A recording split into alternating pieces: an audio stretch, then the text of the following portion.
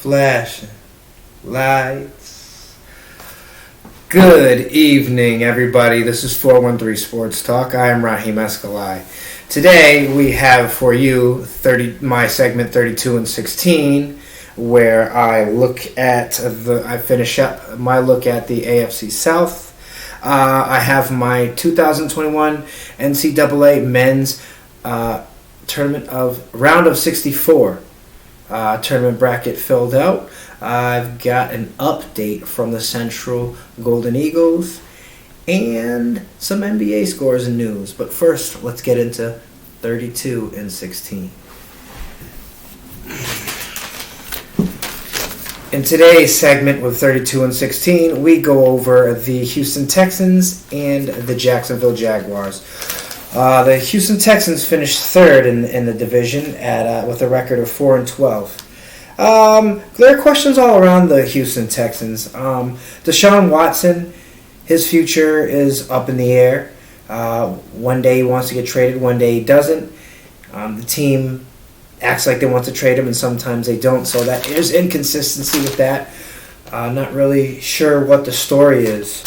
But one thing that I can say that brings attention is the fact that the Houston Texans just signed Tyrod Taylor.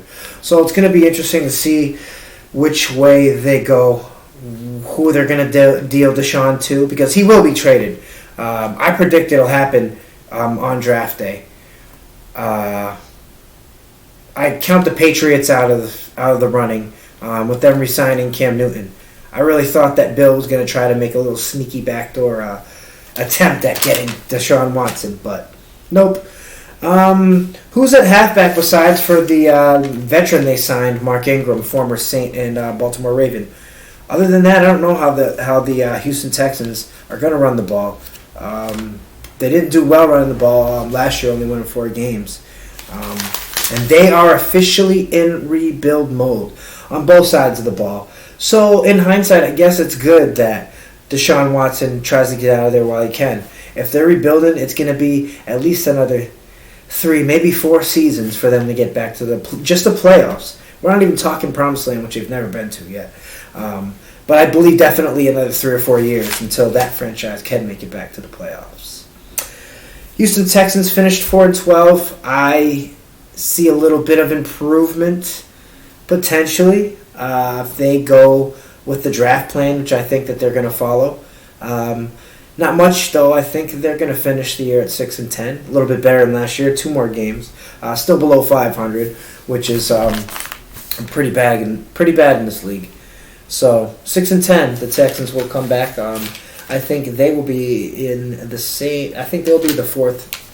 They'll be in 4th place in the AFC South next year. I actually see this next team that I'm getting ready to break down doing better, a complete turnaround. And that started with them hiring Urban Meyer. I'm talking about the Jacksonville Jaguars, for those of you that live under a rock.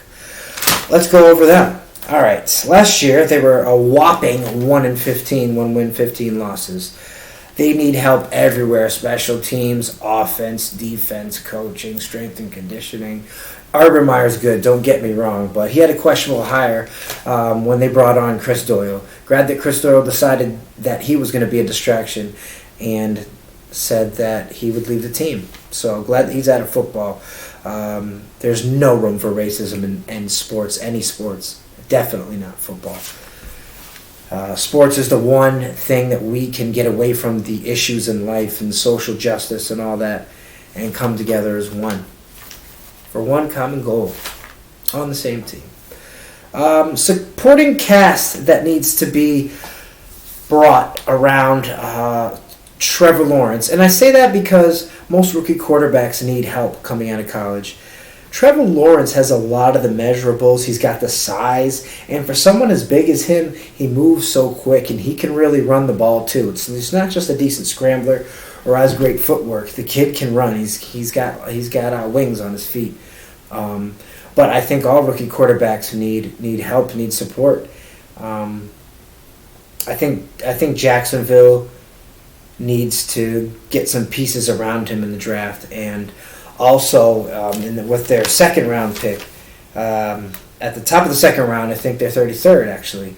You need to grab potentially Jalen Mayfield if he slips all the way down that far. I'm not sure that he'll be around. I think Jalen Mayfield will be gone by the mid to late first round. So they're gonna. I would assume them get like a supporting, I'd assume them get a receiver or somebody like that to help Trevor Lawrence. So there we have it. 32-16 progresses. That was the AFC South. On episode 10, in episode 11, I get ready to get into the AFC East. And I'm going to need help from a fan. You see, when I get ready to get around to breaking down the Patriots, I want as much fan interaction and involvement as I can. I want all Patriots fans that will be watching episode 11 to comment and leave their 2 cents, because I really want you guys to hear my evaluation of your squad. So look out for that on episode 11 when I bring in the AFC East as far as the 32-16 as that continues on. So look out for that. You don't want to miss it. Next I have for you, I've done a couple mock drafts. I'm getting ready to work on my second mock draft, first and second rounds with trades. But I wanted to bring to light 6 sleepers. 6 sleepers whom I feel should have been in the first round, but as far as their performance in senior bowls and senior seasons, COVID decimating a lot of the games, some of these guys slipped out of the first round. I'm going to go over my list. First, Rashad Bateman, wide receiver out of Minnesota. He's talked about by a lot of the scouts. Mel Kiper in particular raves about him. From my view and breakdown of his tape, I noticed that he can play well as a slot or wing receiver. He's 6'3", so he's kind of got that. He's 6'3", 219, so he's got a Terrell Owens type of build. He's good at separating. He can play through the wing of the slot. And I think he's a master at the release, off the line. Sort of Devontae Adams-esque. He uses jump cuts, all different type of stutter moves at the line to get separation. And he's very physical. He's a physical wide receiver. 26 contested catches last year definitely spell that out. The one thing that I noticed was my concern that I watched over his entire career is that he had a lot of drops, and they weren't mechanics drops or the way he moved his body or his hands. They were just focus drops. Guys maybe running in too quick, maybe got a little bump on him, and it caused an incomplete pass or what have you. Nothing that I think that this kid can't handle. Like I said, I assumed him to be taken in the middle of the first round when I did a draft earlier in January. So that's Rashad Bateman. Moving on to number 2 on my list, another wide receiver, Josh Palmer, wide receiver out of Tennessee for the Volunteers. He's great. I admire most his ball skills. 27 contested catches indicates that he's very physical. He likes to get off the line very fast. He had lack of production, and I can defend the fact that the Volunteers haven't had a quarterback to pass for over 2,800 yards within the last 4 seasons. So he's been a victim of very horrible quarterback play. But I like his ball skills. I like his size, his speed, how he maintains speed in and out of cuts. And though there's not much tape on him because there wasn't much production with him at the University of Tennessee, I still think he's someone that's going to go in the 3rd round. It's going to be interesting to see where he goes. He once to me was a first-round wideout, but he has questionable release, and his route running is kind of suspect. And that's because the offense was mainly a run offense in Tennessee. So, that with horrible quarterback play had his numbers dwindle. I still think he gets taken in this draft. Second or third round grade for him. Probably late third round, to be honest with you. And that's what I have on Josh Palmer. Moving on, number 3. This guy I get excited. We're getting ready to talk about him. This guy is a beast. From Florida State University, Tamarion Terry. He is a freak athlete. I think he was best. He's best on screenplays.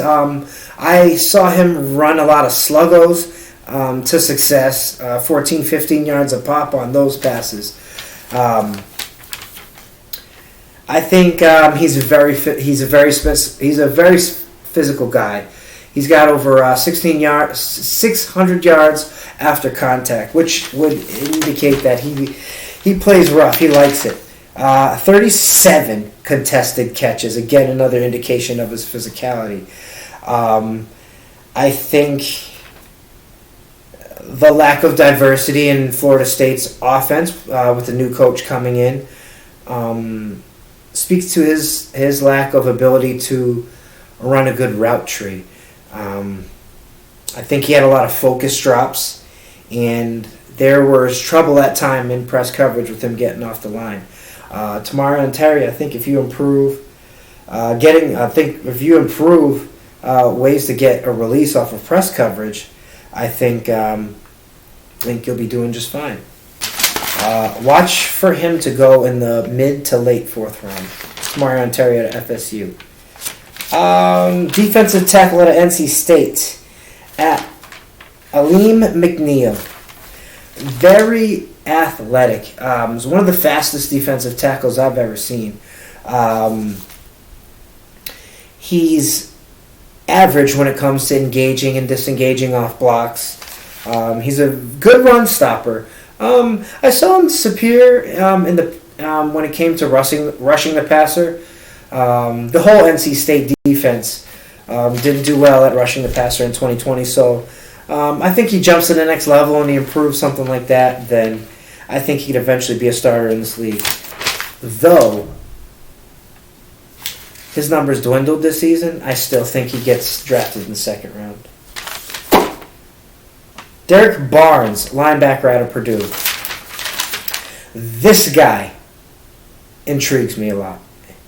He's a defensive end that plays linebacker and that got absolutely toasted in pass coverage all season. Toasted. No one let up passes longer than 30 yards and 30 yards or more. And it was definitely Derek Barnes. He's great with the bull rush. I love when he stops the run. I love when he crams in and Purdue does their version of 46. I think Barnes shined a lot, especially when he was in situations like that. I think, like I said, he needs to work a lot in pass coverage. Receivers had a 73.5 catch rate while being guarded by him, so definitely improving that. I think he goes at the end of the 4th round. Those are my NFL Draft 2021 Draft Sleepers. Let's get into another segment, an NFL Draft segment. My breakdown of Florida quarterback Kyle Trask. Played for the school from 2016 to 2020. Born March 6, 1998 out of Marville, Texas. He committed to the University of Florida in 2016. In his career, he went 552 pass attempts for 813 completions. 68 of his passes were completed for 7,386 yards, 69 touchdowns, 15 picks, and was sacked 43 times. Seems like good numbers, honestly. But to tell you the truth, when you break down his tape and his stats, he had a great 2020. 2020 was his breakout year, and he went 301 for 437, completing 69% of his passes for 4,283 yards, 43 tuds, and 8 picks on 13 yards per attempt. So, he had a great year in 2020. He had a lot of people helping him. Florida had great receivers. As you know, they had Kyle Pitts, who was a generational talent at tight end. And I really think that Kyle Trask is going to be a great backup. Like a Mark Brunell. I don't know if he has all the skills needed to succeed at the next level. For example, if you look at any tape before 2020, you realize that he messes up a lot on third downs and struggles to make completions past the second and third read receivers, and that's very alarming when coming to the next level. I think Kyle Trask, at the beginning of the year, a lot of people thought he was going to be in the first round. I think he goes in the fourth. Out of the 22 starts, he was 17-5. He was a Heisman Trophy finalist in 2020 and led the College Football League in passing touchdowns 2020 with 43. Not to mention he had a solid game in the Cotton Bowl Classic. He's good, not great, showed flashes last year. He needs to be great with supporting cast around him, and only had 22 starts to his name, which doesn't speak to much experience in the college game. Kyle Trask, as I said, is a fourth-round grade at best. I wonder who he's going to go to. Moving on to this next section of my show. It's here, folks. March Madness. This is my 2021 NCAA bracket. This is very biased. If you know me, I'm a Gonzaga Bulldogs fan and have been ever since I like college basketball. So that's who I predicted to win the whole thing. I have us, we'll break it down a little bit more than that, but I have us coming out of the West all the way, winning it with the Final Four. Us going against Iowa, and I'm on the other side, Wisconsin, who had a very good Big Ten tournament. I had predicted to win the whole thing. And a little sleeper I have coming out of the South. Utah State. I saw two of their games. They're great three-point shooters. And their guard play is very stellar too. Out of everybody, I didn't really have a chance to watch a lot of these teams, honestly, so you know how it is, like when you do your first bracket, it's kind of like just picking who's better ranked for a lot of them. But I used my knowledge as best I could, and given that this was a weird year for sports with COVID-19 and cancellations, guys getting infected, coaches getting infected, lack of travel, so it's a very confusing year. But anyway, in my Final Four, it's my Zags versus Iowa. We're going to take down those Twin Towers. I'm very scared of that Luka. The Luka in Dallas for the Mavericks scares me too, but the Luka in Iowa scares me. In particular, if my Bulldogs make it to the Final Four. Gonzaga, Iowa, Wisconsin, Utah State. Utah State upsets Wisconsin. We beat Iowa to play for the national championship. Gonzaga Bulldogs are your 2021 NCAA championships. I have a funny stat for you before we move on. 7 and 10 seeds when picking your bracket. You might want to know this. In 164 tries, 7 over the 10 seeds, they are 99 and 65 in those contests, meaning 99 times the 7th seed has beaten the 10 seed versus the 65 times when it hasn't happened. Very interesting. Very interesting. Something I want to let you guys know as you get to fill in your brackets. You better hurry up and fill them out because that day is fast approaching. We'll move on to the NBA. Not much news I have for you, but I got some scores. Here we go. The Thunder over the Memphis Grizzlies, 128-122. Golden State beats the Utah Jazz, 131-119. The 76ers beat the Spurs, 134-99. The Miami Heat finally win over the Orlando Magic, 102-97. Hawks over the Cavs, 100-82. The Celtics over the Rockets, 134-107. Jason Tatum went off. Oh my God, if you could have saw that game. Timberwolves beating the Trailblazers, 114-112. And the Bulls beating the Raptors, 118-85. Pelicans surprising the Clippers, 135-115. I bet money on that game and lost a lot. That was bull crap. Anyway, for local sports, I have just a preview. Friday, March 21st, the Central Golden Eagles will be getting ready to play Minchog. In 2020, if you remember, Central won big, 40-7. In 2017, going back a few years ago, when their defensive coordinator,